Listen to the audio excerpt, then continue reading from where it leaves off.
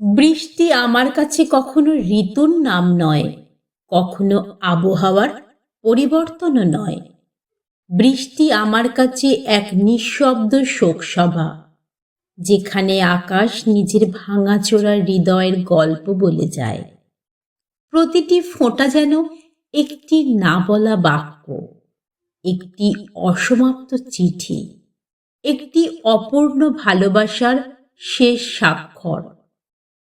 মানুষ ভাবে বৃষ্টি শুধু মাটিকে ভেজায়, অথচ আমি জানি বৃষ্টি আসলে মানুষের ভেতরে লুকিয়ে থাকা সবচেয়ে পুরনো ক্ষতগুলোকে জাগিয়ে তোলে। কিছু মানুষ থাকে যাদের জীবনে বৃষ্টি এলেই সময় থেমে যায়। জানালার কাছে জমে থাকা জলের রেখাগুলো তখন আর শুধু জল থাকে না, হয়ে ওঠে স্মৃতির অস্পষ্ট মুখ। সেই মুখগুলোর দিকে তাকিয়ে মনে হয় কত মানুষ একদিন খুব আপন ছিল, কত সম্পর্ক একদিন জীবন ছিল, কত স্বপ্ন একদিন সত্যি মনে হয়েছিল, অথচ আজ তারা নেই। আছে শুধু কিছু নাম, কিছু গন্ধ, কিছু নীরবতা, আর বুকের গভীরে জমে থাকা অদৃশ্য শূন্যতা। বৃষ্টির সবচেয়ে বড় দুঃখ হলো সে চলে যাওয়া মানুষদের ফিরিয়ে আনতে পারে না। সে শুধু তাদের স্মৃতিকে আরো স্পষ্ট করে দেয়।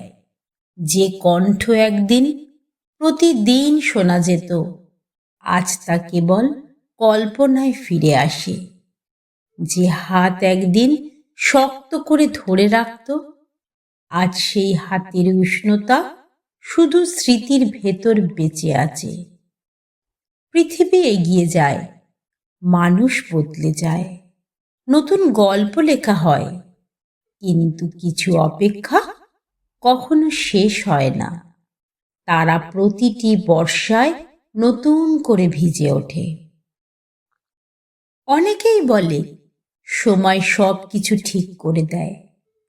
আমি তা বিশ্বাস করতে পারিনি।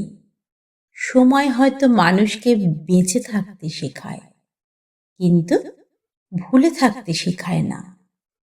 কিছু ব্যথা বছরের পর বছর বুকের ভেতর নীরব নদীর মতো বয়ে চলে।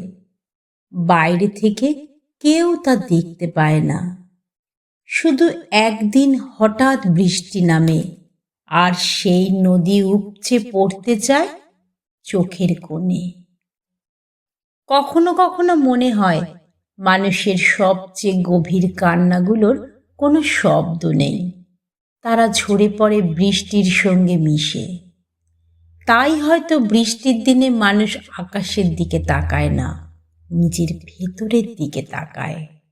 সেখানে কত অপূর্ণতা, কত অনুতাপ, কত হারিয়ে যাওয়া বিকেল, কত না বলা ভালোবাসা, কত অসমাপ্ত বিদায় নিঃশব্দে বসে থাকে।